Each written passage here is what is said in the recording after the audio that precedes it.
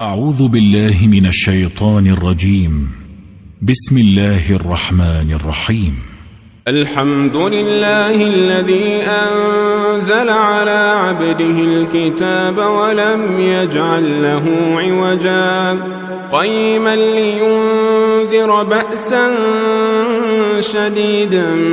من لدنه ويبشر المؤمنين الذين يعملون الصالحات أن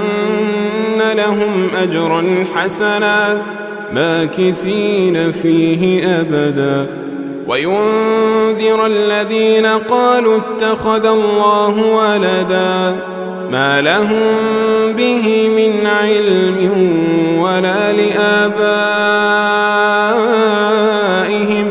كبرت كلمة تخرج من أفواههم إن يقولون إلا كذبا فلعلك باخع نفسك على آثارهم إن لم يؤمنوا بهذا الحديث أسفا إنا جعلنا ما على الأرض زينة لها لنبلوهم أيهم أحسن عملا وإنا لجاعلون ما عليها صعيدا جرزا أم حسبت أن أصحاب الكهف والرقيم كانوا من آياتنا عجبا إذ أوى الفتية إلى الكهف فقالوا ربنا آتنا من لدنك رحمة وهيئ لنا من أمرنا رشدا فضربنا على آذانهم في الكهف سنين عددا ثم بعثناهم لنعلم أي الحزبين أحصى لما لبثوا أمدا نحن نقص عليك نبأهم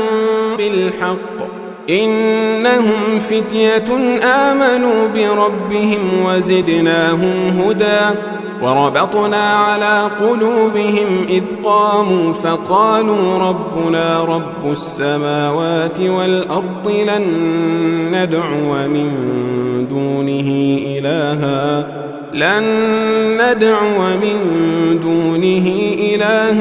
لقد قلنا إذا شططا هؤلاء قومنا اتخذوا من دونه آلهة لولا يأتون عليهم بسلطان بين فمن أظلم ممن افترى على الله كذبا وإذ اعتزلتموهم وما يعبدون إلا الله فأووا إلى الكهف ينشر لكم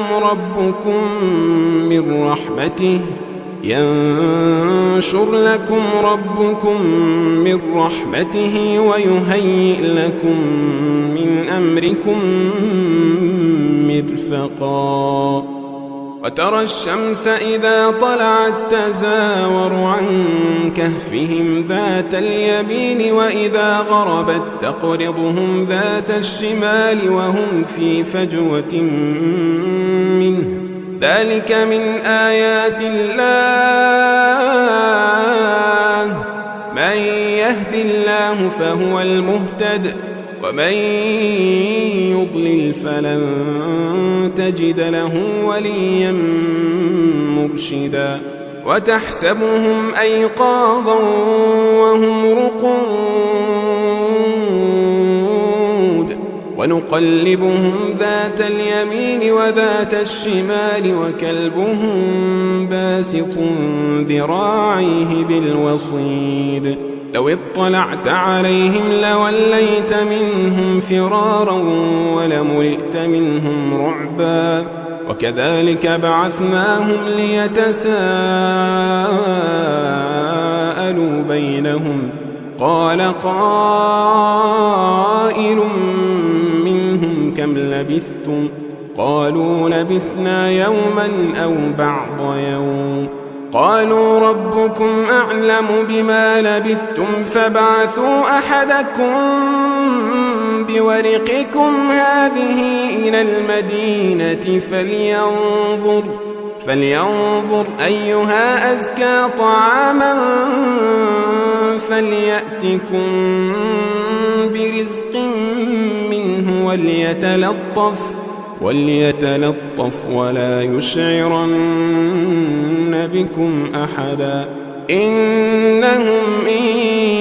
يظهروا عليكم يرجموكم أو يعيدوكم في ملتهم ولن تفلحوا إذا أبدا وكذلك أعثرنا عليهم ليعلموا أن وعد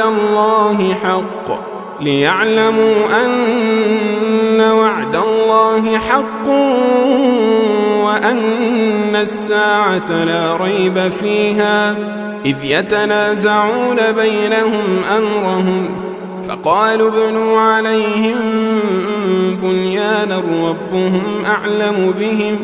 قال الذين غلبوا على أمرهم لنتخذن عليهم مسجدا سيقولون 3 رابعهم كلبهم ويقولون 5 سادسهم كلبهم رجما بالغيب ويقولون 7 وثامنهم كلبهم قل ربي أعلم بعدتهم ما يعلمهم إلا قليل فلا تمار فيهم إلا مراء ظاهرا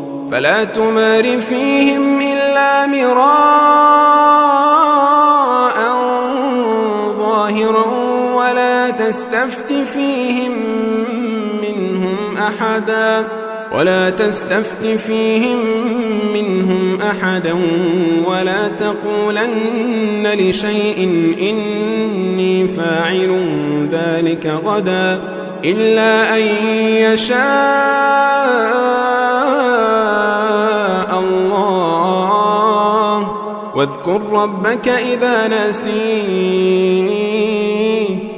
واذكر ربك إذا نسيت وقل عسى أن يهديني ربي لأقرب من هذا رشدا ولبثوا في كهفهم 300 سنين وازدادوا 9 قل الله أعلم بما لبثوا له غيب السماوات والأرض أبصر به وأسمع ما لهم من دونه من ولي ولا يشرك في حكمه أحدا ولبثوا في كهفهم 300 سنين وازدادوا 9 قل الله أعلم بما لبثوا له غيب السماوات والأرض أبصر به وأسمع ما لهم من دونه من ولي ولا يشرك في حكمه أحدا واتل ما أوحي إليك من كتاب ربك لا مبدل لكلماته ولن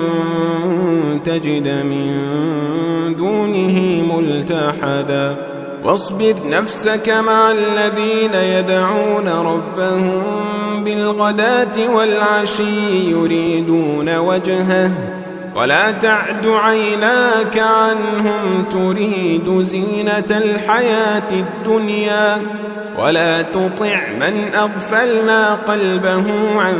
ذكرنا واتبع هواه وكان أمره فرطا وقل الحق من ربكم فمن شاء فليؤمن ومن شاء فليكفر إنا أعتدنا للظالمين نارا أحاط بهم سرادقها وإن يستغيثوا يغاثوا بماء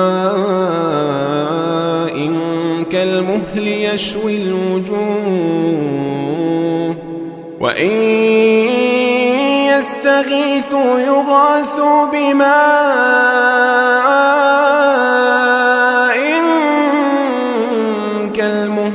يشوي الوجوه بئس الشراب وساءت مرتفقا إن الذين آمنوا وعملوا الصالحات إنا لا نضيع أجر من أحسن عملا أولئك لهم جنات عدن تجري من تحتهم الأنهار يحلون فيها من أساور من ذهب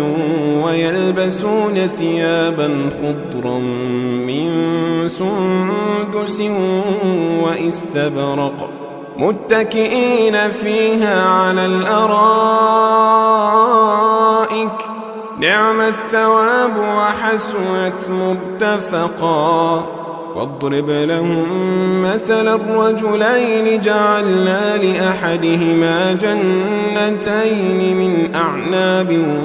وحففناهما بنخل وجعلنا بينهما زرعا كلتا الجنتين آتت أكلها ولم تظلم منه شيئا وفجرنا خلالهما نهرا وكان له ثمر فقال لصاحبه وهو يحاوره أنا أكثر منك مالا وأعز نفرا ودخل جنته وهو ظالم لنفسه قال ما أظن أن تبيد هذه أبدا وما أظن الساعة قائمة ولئن رددت إلى ربي لأجدن خيرا منها منقلبا قال له صاحبه وهو يحاوره أكفرت بالذي خلقك من تراب ثم من نطفة ثم سواك رجلا لكن هو الله ربي ولا أشرك بربي أحدا ولولا إذ دخلت جنتك قلت ما شاء الله لا قوة إلا بالله إن ترني أنا أقل منك مالا وولدا فعسى ربي أن يؤتيني خيرا من جنتك ويرسل عليها حسبانا من السماء فتصبح صعيدا زلقا أو يصبح ماؤها غورا فلن تستطيع له طلبا وأحيط بثمره فأصبح يقلب كفيه على ما أنفق فيها وهي خاوية على عروشها ويقول يا ليتني لم أشرك بربي أحدا ولم تكن له فئة ينصرونه من دون الله وما كان منتصرا هنالك الولاية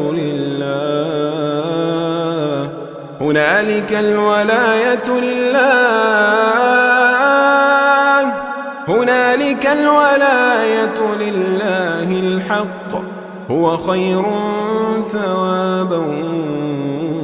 وخير عقبا واضرب لهم مثل الحياة الدنيا كماء إن أنزلناه من السماء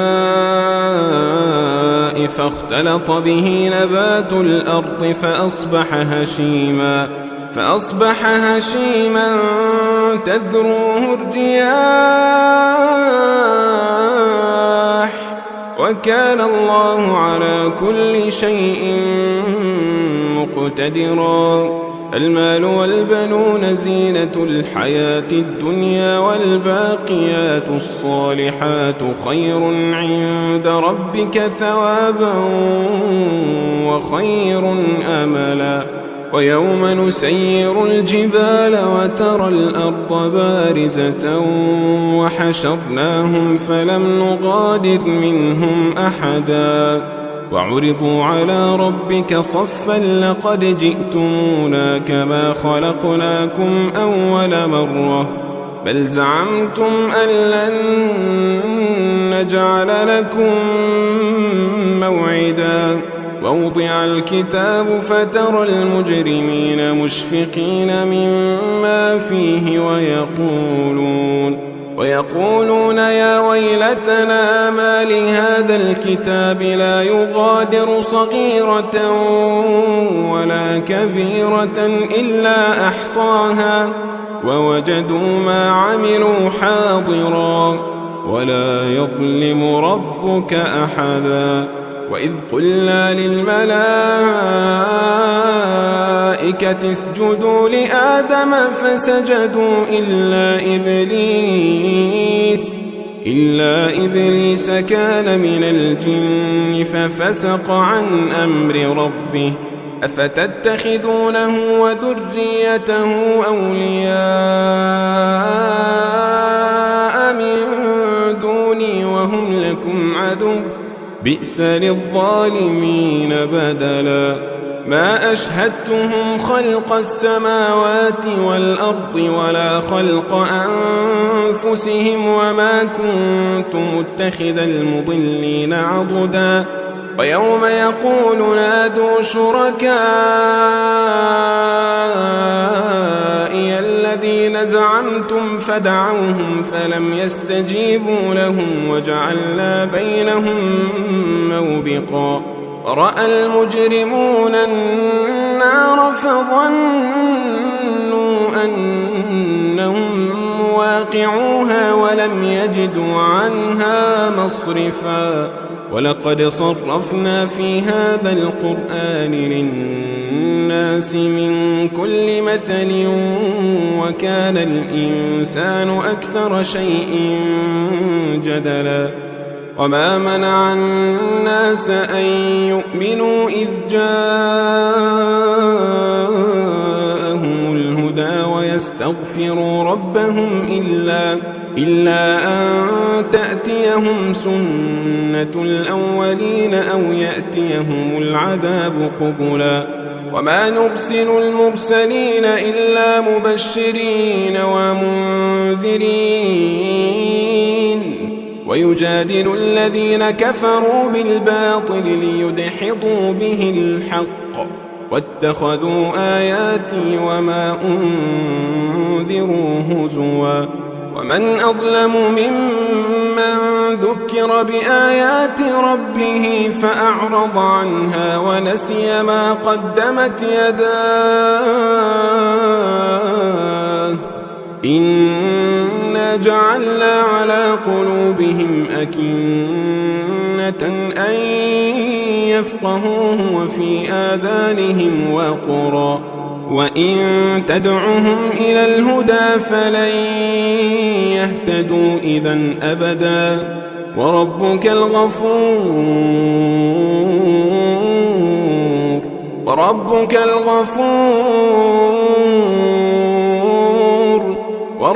الغفور ذو الرحمة لو يؤاخذهم بما كسبوا لعجل لهم العذاب بل لهم موعد لن يجدوا من دونه موئلا وتلك القرى أهلكناهم لما ظلموا وجعلنا لمهلكهم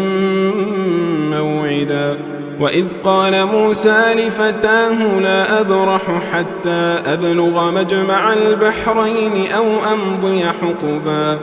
فلما بلغا مجمع بينهما نسيا حوتهما فاتخذ سبيله في البحر سربا فلما جاوزا قال لفتاه آتنا غداءنا لقد لقينا من سفرنا هذا نصبا قال أرأيت إذ أوينا إلى الصخرة فإني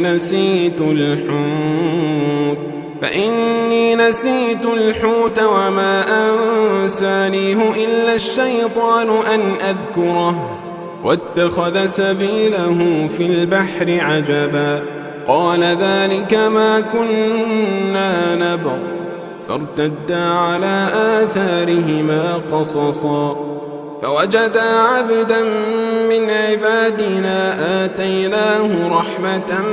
من عندنا وعلمناه من لدنا علما قال له موسى هل أتبعك على أن تعلمني مما علمت رشدا قال إنك لن تستطيع معي صبرا وكيف تصبر على ما لم تحط به خبرا قال ستجدني إن شاء الله صابرا ولا أعصي لك أمرا قال فإن اتبعتني فلا تسألني عن شيء حتى أحدث لك منه ذكرا فانطلقا حتى إذا ركبا في السفينة خرقها قال أخرقتها لتغرق أهلها لقد جئت شيئا إمرا قال ألم أقل إنك لن تستطيع معي صبرا قال لا تؤاخذني بما نسيت ولا ترهقني من أمري عسرا فانطلقا حتى إذا لقيا غلاما فقتله قال أقتلت نفسا زكية بغير نفس لقد جئت شيئا نكرا قال ألم أقل لك إنك لن تستطيع معي صبرا قال إن سألتك عن شيء بعدها فلا تصاحبني قد بلغت من لدني عذرا فانطلقا حتى إذا أتيا أهل قرية استطعما أهلها فأبوا أن يضيفوهما فوجدا فيها جدارا يريد أن ينقض فأقامه قال لو شئت لاتخذت عليه أجرا قال هذا فراق بيني وبينك سأنبئك بتأويل ما لم تستطع عليه صبرا أما السفينة فكانت لمساكين يعملون في البحر فأردت أن أعيبها وكان وراءهم ملك يأخذ كل سفينة غصبا وأما الغلام فكان أبواه مؤمنين فخشينا أن يرهقهما طغيانا وكفرا فأردنا أن يبدلهما ربهما خيرا منه زكاة وأقرب رحما وأما الجدار فكان لغلامين يتيمين في المدينة وكان تحته كنز لهما وكان أبوهما صالحا فأراد ربك أن يبلغا أشدهما ويستخرجا كنزهما رحمة من ربك وما فعلته عن أمري ذلك تأويل ما لم تسطع عليه صبرا ويسألونك عن ذي القرنين قل سأتلو عليكم منه ذكرا إنا مكنا له في الأرض وآتيناه من كل شيء سببا فأتبع سببا حتى إذا بلغ مغرب الشمس وجدها تغرب في عين حمئة ووجد عندها قوما قلنا يا ذا القرنين إما أن تعذب وإما أن تتخذ فيهم حسنا قال أما من ظلم فسوف نعذبه ثم يرد إلى ربه فيعذبه عذابا نكرا وأما من آمن وعمل صالحا فله جزاء الحسنى وسنقول له من أمرنا يسرا ثم أتبع سببا حتى إذا بلغ مطلع الشمس وجدها تطلع على قوم لم نجعل لهم من دونها سترا كذلك وقد أحطنا بما لديه خبرا ثم أتبع سببا حتى إذا بلغ بين السدين وجد من دونهما قوما لا يكادون يفقهون قولا قالوا يا ذا القرنين إن يأجوج ومأجوج مفسدون في الأرض فهل نجعل لك خرجا على أن تجعل بيننا وبينهم سدا قال ما مكنني فيه ربي خير فأعينوني بقوة أجعل بينكم وبينهم ردما آتوني زبر الحديد حتى إذا ساوى بين الصدفين قال انفخوا حتى إذا جعله نارا قال آتوني أفرغ عليه قطرا فما استطاعوا أن يظهروه وما استطاعوا له نقبا قال هذا رحمة من ربي فإذا جاء وعد ربي جعله دكاء وكان وعد ربي حقا وتركنا بعضهم يومئذ يموج في بعض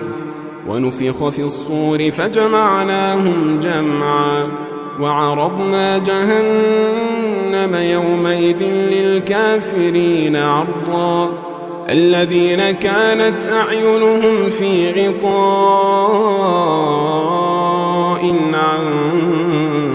ذكري وكانوا لا يستطيعون سمعا أفحسب الذين كفروا أن يتخذوا عبادي من دوني أولياء إنا أعتدنا جهنم للكافرين نزلا قل هل ننبئكم بالأخسرين أعمالا الذين ضل سعيهم في الحياة الدنيا وهم يحسبون أنهم يحسنون صنعا أولئك الذين كفروا بآيات ربهم ولقائه فحبطت أعمالهم فلا نقيم لهم يوم القيامة وزنا ذلك جزاؤهم جهنم بما كفروا واتخذوا آياتي ورسلي هزوا إن الذين آمنوا وعملوا الصالحات كانت لهم جنات الفردوس نزلا خالدين فيها لا يبغون عنها حولا قل لو كان البحر مدادا لكلمات ربي لنفد البحر قبل أن تنفد كلمات ربي ولو جئنا بمثله مددا قل إنما أنا بشر مثلكم يوحى إلي أنما إلهكم إله واحد فمن كان يرجو لقاء ربه فليعمل عملا صالحا ولا يشرك بعبادة ربه أحدا.